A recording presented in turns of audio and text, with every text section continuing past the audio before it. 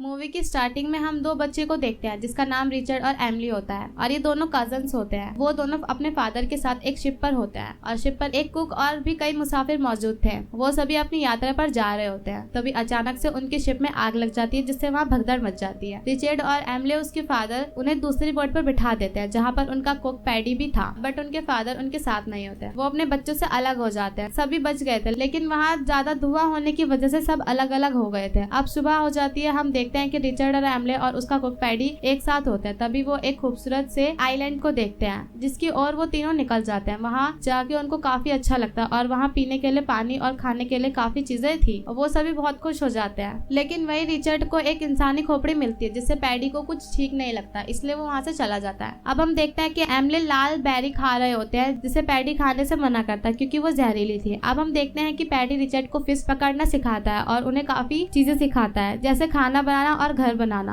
एक दिन paddy island की दूसरी ओर जाता है जहाँ उसे कटे हुए कुछ मीट नजर आते हैं जिसे वो देखकर डर जाता है और वहाँ से भाग जाता है और आके बच्चों को बताता है कि तुम कभी आइलैंड की दूसरी ओर नहीं जाओगे। और एक दिन पैडी काफी ज्यादा रम पी लेता है और बच्चों के साथ डांस करता है और वहीं सो जाता है। लेकिन वो रात में फिर उठता है और वो आइलैंड पर चला जाता है और तभी सुबह हो जाती है। बच्चे पैडी को वहाँ ना देखकर डर जाते हैं और उसे ढूंढते हैं और वो नजर आ जाता है। लेकिन जब वो पास के आइलैंड पर पहुंचता है तो उनको पता चलता है कि पैडी पानी में डूबकर मर गया है। अब वो दोनों अकेले पड़ जाते हैं, इसलिए वो अपना सामान उठाते हैं और पास के आइलैंड पर चले जाते हैं जहाँ वो पैडी के सिखाए हुए चीजों को आजमाता है। वो घर बनाते हैं और खाना भी। अब वो धीरे धीरे बड़े हो रहे थे और उनकी बॉडीज में कई प्रकार के चेंजेस आ रहे होते हैं। उन्हें समझाने वाला कोई नहीं था। एक दिन एमिली झील में नहा रही होती है, तभी उसे ब्लड दिखता है और देख के वो काफी डर जाती है और रिचर्ड को आवाज लगाती है और उसे पता चलता है कि वो ब्लड उसकी बॉडी से ही आ रहा होता है। दरअसल वो उसका पहला पीरियड होता है जिसे वो बिल्कुल समझ नहीं पाती। रिचर्ड उससे पूछता है कि तुम्हें चोट कैसे लगी, ये ब्लड कहाँ से आया, बट एमिली उसे कुछ नहीं बताती जिससे रिचर्ड को गुस्सा आता है और वो वहाँ से चला जाता है। अब एमिली भी रिचर्ड की तरफ अट्रैक्ट हो रही थी और रिचर्ड भी हो रहा था। एक दिन एमिली को एक ड्रम बजाने की आवाज आती है और जब वो वहाँ जाके देखते हैं तो वो आवाज दूसरे आइलैंड से आ रही होती है जिसे वो दोनों छोड़कर आ गए थे। तभी वो वहाँ से और आगे आ जाती है और वहाँ आके उन्हें एक अजीब सी मूर्ति दिखाई देती है जिसमें से ब्लड निकल रहा होता है। वो डर जाती है और वहाँ से भाग जाती है और वो सारी बातें रिचर्ड को बताती है। रिचर्ड उस पर काफी गुस्सा होता है और वो उसे बताया कि तुम आइलैंड के दूसरी ओर क्यों गई। एक रात एमिली को एक बुरा सपना आता है जिसमें रिचर्ड पानी में डूब कर मर जाता है, लेकिन वो सपने से बाहर आ जाती है और रिचर्ड को गले लगा लेती है और उसे कहती है कि मुझे प्रॉमिस करो कि तुम मुझे कभी छोड़कर नहीं जाओगे। रिचर्ड उसे प्रॉमिस करता है और वो दोनों किस करते हैं, लेकिन रिचर्ड अपनी फीलिंग कंट्रोल नहीं कर पाता और उस पर हावी होने लगता है जिससे एमिली उस पर गुस्सा हो जाती है और वहाँ से चली जाती है। अब रात हो चुकी थी, एमिली सो रही थी, तभी वहाँ रिचर्ड आ जाता है और उसे छूने लगता है, लेकिन एमिली उठ जाती है और उसे वहाँ से भगा देती है। रिचर्ड उसकी ओर अट्रैक्ट हो रहा था लेकिन एमिली उसकी फीलिंग को नहीं समझ रही थी। अब सुबह हो जाती है, रिचर्ड बाहर आ जाता है। एमिली उससे पूछती है कि कहाँ जा रहे हो, लेकिन उसे कुछ नहीं बोलता, वहाँ से चला जाता है। इसलिए एमिली भी उसके पीछे जाती है।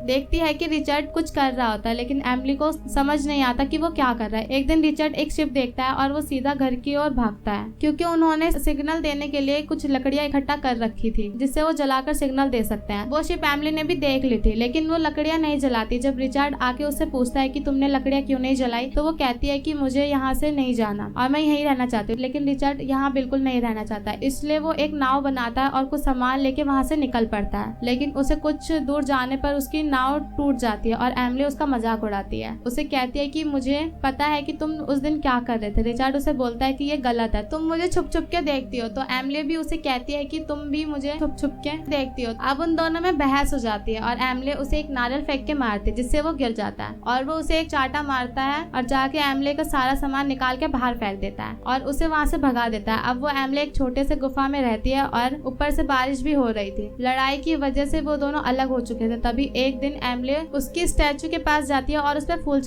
चढ़ाती है। उसका मानना था कि ये एक गॉड है, लेकिन वो जब वहाँ से वापस आ रही होती है तभी उसका पैर एक जहरीली मछली पर पड़ जाता है जिससे वो बीमार हो जाती है। अब रिचर्ड ने बहुत दिनों से एमिली को नहीं देखा था और वो उसे गुफा में जाते हुए देखता है। वो बीमार होती है तो वो उसे पूछता है और वो उससे कहती है कि तुम मुझसे उस स्टैचू के पास लेके चलो और वो उसे वहाँ लेकर जाता है और कुछ देर वहाँ आराम करने के बाद वो ठीक हो जाती है और अब वो दोनों फिर से एक साथ हो जाते हैं, साथ साथ मजे करते हैं। एक दिन फल खा रहे होते हैं तभी वो एक दूसरे को किस करते हैं और फिजिकल रिलेशन बनाते हैं। ये सब उनके लिए नया था। अब वो दोनों एंजॉय करते हैं। ऐसे ही कुछ महीने बीत जाते हैं। एक रिचर्ड एमिली को देखता है तो उसे वो बीमार नजर आती है और वो उससे जाके पूछता है कि तुम्हें क्या हुआ है, मुझसे कोई गलती हुई है। लेकिन वो कहती है ऐसा नहीं है, बट मेरे पेट में कुछ है, मुझे ऐसा लगता है। जब रिचर्ड रिचार्ड उसके पेट को टच करता है तो उसे तो कुछ हलचल होती है। उन्हें समझ नहीं आ रहा था कि ये क्या हो रहा है। एक दिन रिचार्ड को कुछ आवाजें सुनाई देती है। वो जाके देखता है उनके अलावा उस आइलैंड पर और भी कोई है। दरअसल वो जंगली आदिवासी होते हैं, वो किसी की बलि दे रहे होते हैं, जिससे देख के रिचार्ड बहुत डर जाता है और वो वहाँ से भाग जाता है। वो आके देखता है कि एमिली दर्द से बेहाल है क्योंकि उसकी डिलीवरी का टाइम आ चुका था और अब वो बड़ी मुसीबत के साथ एक बच्चे को जन्म देती है जो कि एक लड़का था। वो दोनों के बीच में एक